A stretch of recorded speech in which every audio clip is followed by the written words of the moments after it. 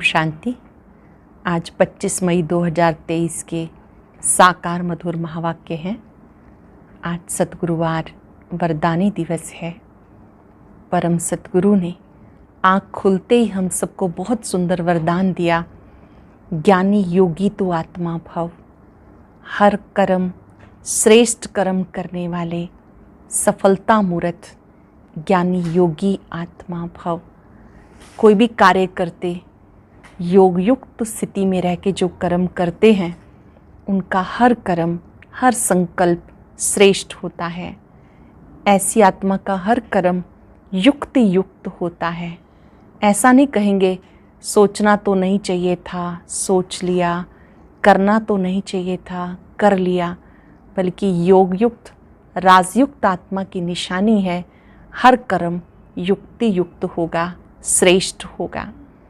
बहुत सुंदर बात आज बाबा ने समझाई कि आप बच्चों को अपना सब कुछ बाबा पर बलि चढ़ा देना है, बाबा पर कुर्बान कर देना है, फिर ट्रस्टी होकर के संभालना है, सबसे ममत्व मिटा देना है।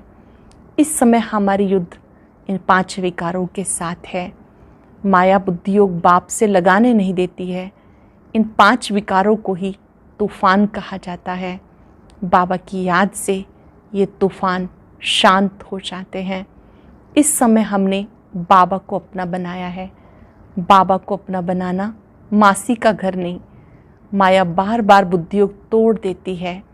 जो निश्चय बुद्धि बच्चे हैं वो जानते हैं इस समय माता पिता हमारे सम्मुख हैं। सर्विसेबल बच्चों को ये युक्ति सीखनी है कैसे सबको बाबा का परिचय दिया जाए। सुंदर कार्ड हों, पर्चे हों, विधिवत बाप का पैगाम सबको सुनाओ। बाबा ने याद दिलाया कि इस समय आपको देह सहित देह के सब संबंधों से ममत्व तोड़ देना है। एक बाप की याद में रहना है। सभी तूफान शांत हो जाएंगे इस स्मृति से। जब आप ये पक्का करेंगे मेरा तो एक बाबा, दूसरा ना कोई। बाबा की याद से ही आप सदा सलामत रहेंगे। इस याद में माया बहुत विघन डालती है, लेकिन जो बच्चे याद में रहते हैं माया जीत बन जाते हैं। जिनके दिल बड़ी है उनके भंडारे सदा भरपूर रहते हैं। सुनेंगे एकाग्र होकर। ओम शांति। Good morning. बाबा कहते मीठे बच्चे, देह सहित तुम्हारे पास जो कुछ है वह सब बाप पर बलि चढ़ा दो, फिर ट्रस्टी बन संभालो तो ममत्व तो निकल जाएगा। जो कुछ है बाप पर बलि चढ़ा दो, फिर ट्रस्टी बनकर संभालो तो ममत्व तो निकल जाएगा। प्रश्न है, हर एक ब्राह्मण बच्चों को कौन सी युक्ति ज़रूर सीखनी चाहिए? सर्विस करने की युक्ति ज़रूर सीखो। शौक होना चाहिए कैसे सिद्ध कर बताएं कि परमात्मा कौन है। तुम्हें बाप की श्रीमत मिली हुई है। सेंसिबल वन, सबको बाप का संदेश सुनाओ। ऐसे अच्छे अच्छे पर्चे कार्ड छपाओ जो मनुष्यों को पता पड़े कि परमात्मा को सर्वव्यापी कहना उसकी इंसल्ट करना है। तुम बच्चे तीर्थ यात्रियों की बहुत सर्विस कर सकते हो। गीत है, जिसका साथी है भगवान क्या करेगा आंधी और तूफान। सदा याद रखो भगवान मेरा साथी है। ओम शांति। बच्चों ने गीत सुना, बच्चे इसका अर्थ समझाते हैं। बाकी जिन्होंने गीत गाया वह इसका अर्थ कुछ भी नहीं समझते। न उनके साथ भगवान है, न उनको ये पता है कि भगवान कब आकर अपने बच्चों को स्वर्ग का वर्षा देंगे। भगवान को पहचानते ही नहीं, उन्हें ये मालूम ही नहीं कब आकर स्वर्ग का वर्षा देंगे। बाप ने आकर अपने बच्चों को सन्मुख बैठ अपना परिचय दिया। वही बाप अब हमारे सन्मुख बैठे हैं और तुम बच्चे सुनते हो। तुम ही तूफानों को समझते हो। बाप ने आकर बच्चों को सन्मुख में अपना परिचय दिया है, वही बाप अब भी सन्मुख बैठे हैं और तुम सुनते हो। तुम्हें तूफानों को समझते हो। वह लोग तो क्लैमिटीज आदि को तूफान समझ लेते, प्राकृतिक आपदाओं को तूफान समझ लेते। ये तो 5 विकार रूपी माया के तूफान आते हैं। पुरुषार्थ में माया बहुत विघन डालती है, परंतु उसकी परवाह नहीं करनी चाहिए। सिर्फ बाबा को अच्छी रीति पहचान कर याद करो, इससे तूफान उड़ जाएंगे। जैसे बाबा की याद आएगी तो ये विकारों के तूफान उड़ जाएंगे। बादशाह का बच्चा होगा, उनको ये निश्चय होगा कि हमारा बाबा बादशाह है, इस बादशाही का मैं मालिक हूँ। नशा रहता है। तुम बच्चों में भी कोई कोई को ऐसा पक्का निश्चय है कि बाप को अपना बनाया है।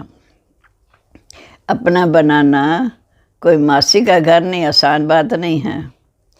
मेरा तो एक शिव बाबा, दूसरा ना कोई। बहुत बच्चे इन बातों को समझते नहीं, इसलिए माया के तूफान हैरान करते हैं, फिर बाप का छोड़ देते हैं। दुनिया में भगवान को यथार्थ रीति को जानते नहीं। तुम बच्चे असल में शिवालय के रहने वाले हो, शिव बाबा के घर, आत्माओं का घर। अब वैशाल्य है। इस समय मनुष्य बंदर से भी बदतर बन गए हैं। मनुष्य का क्रोध बंदर से भी तीखा है। मनुष्य होते भी ऐसा काम करते हैं, इसलिए उनको बंदर से भी बदतर कहा जाता। ये कोई नहीं जानते। बाप कहते तुम दिल रूपी दर्पण में अपने आप को देखो। तुम पहले क्या थे? देवता थे, संपूर्ण सुखी थे। अब बाप तुमको फिर से लायक बनाते हैं, परंतु जो श्रीमत पर नहीं चलते तो माया उनको नालायक बना देती है। बाप श्रीमत देते, मीठे बच्चे, देह से जो कुछ भी तुम्हारे पास है वो सब बलि चढ़ो, फिर तुमको ट्रस्टी बना कर देंगे। तुम्हारा ममत्व मिट जाएगा। तुम अबलाओं को कितना सहन करना पड़ता है। राजस्थान की तरफ राजाओं को अपने बच्चे नहीं होते तो गोद ले लेते हैं। गरीब का बालक अगर साहूकार की गोद में जाता है तो कितना खुश होता है। हम इतनी प्रॉपर्टी के मालिक हैं। बड़े आदमियों को भी, बच्चों को भी बहुत नशा रहता कि हम करोड़पति के बच्चे हैं। इस ज्ञान का तो उनको मालूम नहीं। तुम जानते हो इस ज्ञान में कितना भारी नशा रहता है। श्रीमत पर चलेंगे तो श्रेष्ठ बनेंगे। भगवान कहते तुमको तो कोई किस्म की परवाह नहीं। रात दिन तुमको नशा रहना चाहिए कि हमको बाप से 21 जन्मों के लिए स्वर्ग की रजाई का वर्षा मिलता है। साहूकार बच्चे को 1 जन्म का और हमें 21 जन्म के लिए साहूकार स्वर्ग की रजाई का वर्षा मिलता है। भगवान कहते तुमको तो कोई किस्म की परवाह ही नहीं। रात दिन तुम्हें नशा रहना चाहिए। हमको बाबा 21 जन्मों के लिए स्वर्ग की रजाई का वर्षा देते हैं। हम बाबा की संतान बने हैं। वास्तव में सब शिव बाबा की संतान हैं, परंतु जब शिव बाबा प्रैक्टिकल आकर के अपना बच्चा बनाते हैं तब तुम उनको सन्मुख में पहचानते हो। शिव बाबा हमको अपना बनाकर स्वर्ग के लायक, स्वर्ग में चलने के लायक बनाने की श्रीमत देते हैं कि बच्चे किसी के नाम रूप में नहीं फंसना। एक शिव बाबा का नाम रूप भी बुद्धि में रहे। उनका नाम भी है, रूप भी है, परंतु मनुष्यों से न्यारा है। बाप कहते तुम हमारे थे, निर्वाण धाम में रहने वाले थे। क्या तुम भूल गए हो कि हम आत्मा परम धाम शांति धाम की निवासी थी। हमारा स्वधर्म शांत है। ये शरीर आर्गन्स है कर्म करने के लिए, नहीं तो पाठ कैसे बजाएंगे? बिना शरीर के पाठ कैसे बजाएंगे? हम आत्मा निराकारी दुनिया के रहवासी हैं। ये सब बातें मनुष्य जानेंगे, जानवर थोड़ी जानेंगे। परमात्मा को सर्वव्यापी कह देने से खुद को भी भूल गए, बाप को भी भूल गए। हम आत्मा हैं। कहते हैं क्राइस्ट को, इब्राहिम को परमपिता परमात्मा ने परमधाम से भेजा पाठ बजाने। तो ज़रूर कोई बाप है जिसने ऊपर से भेजा। परमात्मा को सर्वव्यापी कह दिया तो खुद को भी भूल गए कि हम आत्मा हैं। कहते हैं क्राइस्ट को, इब्राहिम को परमपिता परमात्मा ने भेजा। कोई बाप है भेजने वाला? ये तो तुम जानते हो कि ड्रामा अनुसार हर एक को सृष्टि पर पाठ बजाने आना है। ना बाप को जानते, ना स्वयं को जानते, ना रचना को जानते। मैं आत्मा हूँ, ये शरीर अलग है। हम आत्मा परमधाम से आए हैं पाठ बजाने। ये सब बातें बाबा ही याद दिलाते हैं। और बाप कहते स्वयं भी याद करो, सभी को याद दिलाओ कि तुम्हारा निमंत्रण बहुत अच्छा छपा हुआ होना चाहिए। शिव का चित्र भी है। ये लक्ष्मी नारायण है वर्षा। लिखा हुआ है कि परमपिता परमात्मा ने लक्ष्मी नारायण जैसा बनने का वर्षा दिया। सो तुम भी नर से नारायण बनने के स्टूडेंट हो। वह साहूकार आदि के बच्चे पढ़ते होंगे तो कितना खुश होंगे, परंतु हमारे आगे तो कुछ भी नहीं। अल्पकाल सुख के लिए मेहनत करते हैं। तुम बच्चे सदा सुखी बन जाते हो।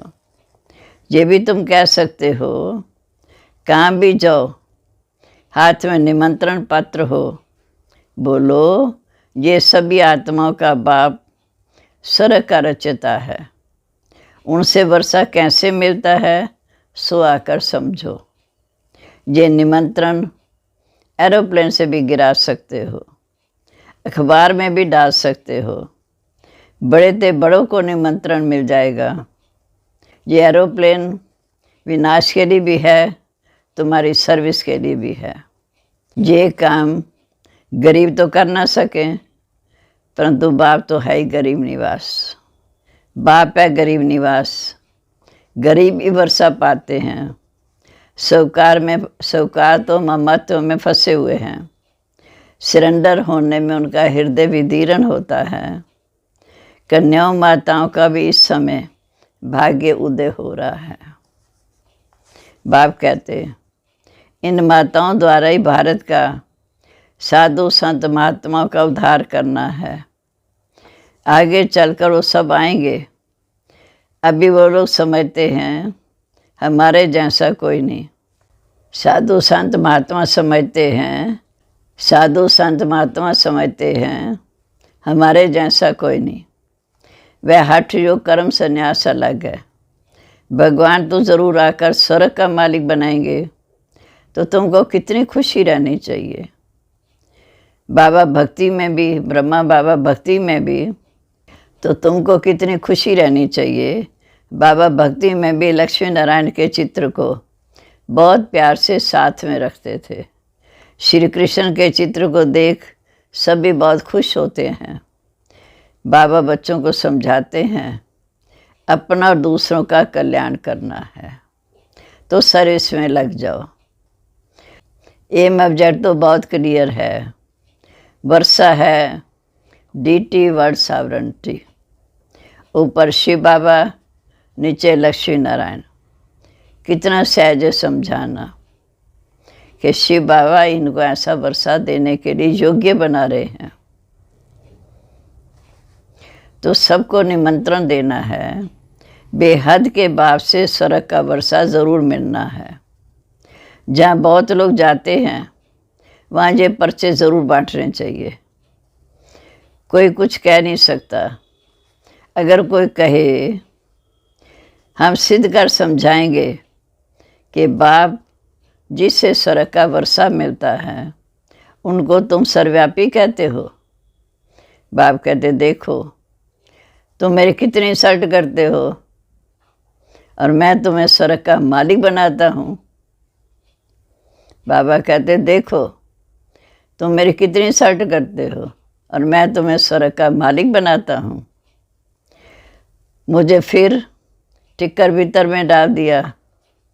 अब तुम्हें श्रीमत मिलती है कि ये पर्चे खूब बांटो।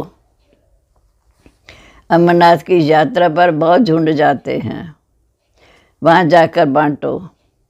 इसमें लिखा हुआ है यज्ञ तप तीर्थ आदि से मैं नहीं मिलता हूँ, परंतु समझाने वाला भी बहुत सेंसिबल चाहिए। समझाना चाहिए, वो है गॉड फादर। सिर्फ भगवान ईश्वर सर्वव्यापी कहने से वो है गॉड फादर। सिर्फ भगवान ईश्वर परमात्मा कहने से पिताक्षर सिद्ध नहीं होता। गॉड फादर कहने से पिताक्षर आता है। हम सभी एक फादर के बच्चे हैं। परमात्मा सर्वव्यापी है तो क्या परमात्मा भी पतित हो गया? वह तो है ऊंचे से ऊंचा। उनके यादगार मंदिर भी ऊंचे हैं। तो बच्चों को युक्ति से सर्विस करने का शौक चाहिए। कैसे ये सिद्ध करें? यात्रा पर जाकर बहुत सर्विस कर सकते हैं। वो है जिस्मानी यात्री, तुम हो रूहानी यात्री। समझाना चाहिए, तुम कहाँ जाते हो? शंकर पार्वती सूक्ष्म वतन में रहते हैं, वहाँ ये कहाँ से आए? सूक्ष्म वतन में शंकर पार्वती कहाँ से आए?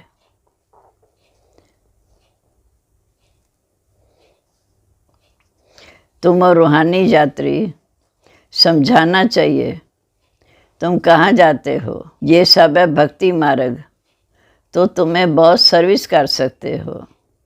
भक्त बेचारे बहुत इस समय मूंझे हुए हैं, उन पर भी तरस पड़ना चाहिए। उनको बोलो तुम अपने धर्म को भूले हुए हो। हिंदू धर्म किसने स्थापन किया? सर्विस तो बहुत है, बच्चों को खड़ा होना चाहिए। बाप आया है स्वर्ग का वर्षा देने, फिर भी माया नाक से पकड़ एकदम मुंह फिरा देती है, बाप का हाथ छोड़ देते हैं। इसलिए माया से बहुत खबरदार रहना है। अब तुम बच्चे बाप दादा के सन्मुख बैठे हो। दुनिया को थोड़ी मालूम है कि बाप सन्मुख आया है। सब आत्माओं की इस समय ज्योति बुझी हुई है।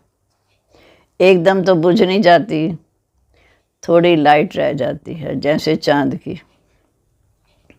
फिर बाबा आकर ज्ञान घृत डालते हैं। जब कोई मरता है तो दीवा जलाते हैं ना, जहाँ योग से आत्मा की ज्योति जगाई जाती है, ज्ञान की धारणा करते हैं। भारत का प्राचीन राजयोग मशहूर है। वह निवृत्ति मार्ग वाले तो अनेक प्रकार के हठ योग सिखाते हैं, पर उनसे फ़ायदा तो कुछ नहीं, और ही नीचे गिरते आए। सिवाय योगेश्वर के कोई योग सिखा ना सके। सिवाय योगेश्वर के कोई योग सिखा ना सके। योग सिखलाने वाला ईश्वर, वो है निराकार ज्योति बिंदु। बाप कहते अब मैं आकर तुम्हें योग करना सिखाता हूँ। अब तुम्हारा 84 जन्मों का पाठ पूरा हुआ। कोई ने 84 जन्म, कोई ने 60 जन्म, कोई ने अंत में 1-2 जन्म। तुम बच्चों को खूब सर्विस करनी है। भारत ही स्वर्ग था, गार्ड गॉडेस का राज्य था। ये बातें तुम्हारे सिवाय और कोई समझा ना सके।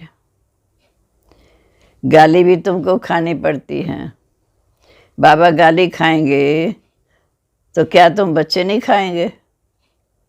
जब बाबा ब्रह्मा तन में आए तो कितनी गाली मिली, तो बाबा गाली खाएंगे तो क्या तुम बच्चे गाली नहीं खाएंगे? सितम सहन करेंगे, ये भी ड्रामा में नूंद है। फिर भी ऐसे होगा। बाबा कहते अब तुम बच्चों को पारस बुद्धि बनाता हूँ। ऐसे बाप को बहुत प्यार से याद करना चाहिए जो हमें विश्व का मालिक बनाते हैं। कहते हैं बच्चे जीते रहो, स्वर्ग का राज लो। ऐसे मीठे मीठे बाबा को तुम याद नहीं कर सकते हो क्या? जो स्वर्ग का मालिक बनाए, ऐसे मीठे मीठे बाबा को तुम याद नहीं कर सकते हो क्या? याद से ही विकर्म विनाश होंगे।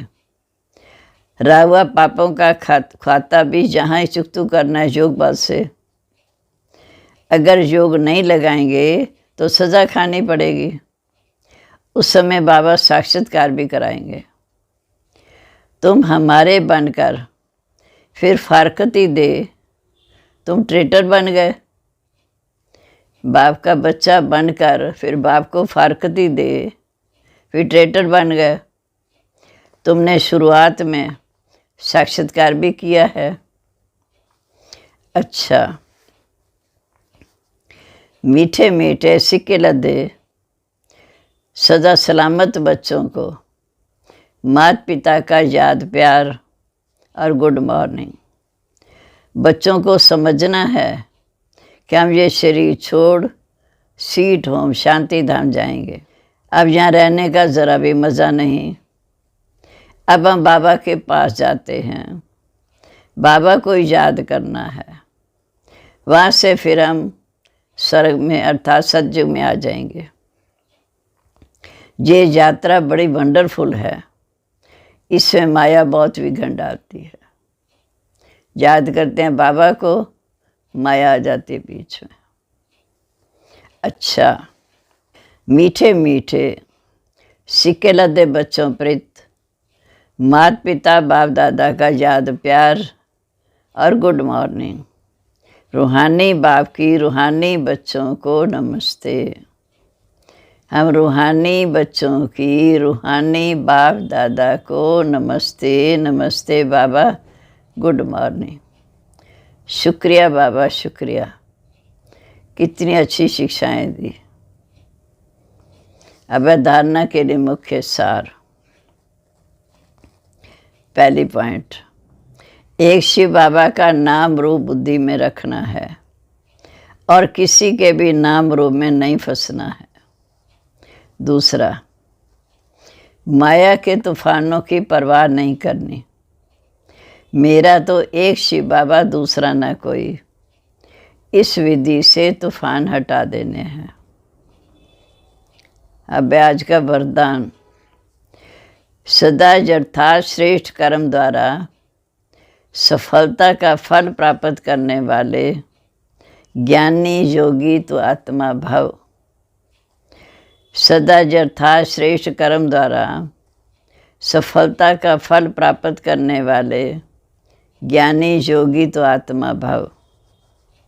जो ज्ञानी योगी तो आत्मा है, उनके हर कर्म स्वतः ही युक्ति युक्त होते हैं। युक्ति युक्त अर्थात सदा यथार्थ श्रेष्ठ कर्म। कोई भी कर्म रूपी बीज फल के सिवाय हो नहीं सकता। जो युक्ति युक्त होगा वह जिस समय जो संकल्प वाणी और कर्म चाहे वह कर सकेगा। उनके संकल्प में भी युक्ति युक्त होंगे।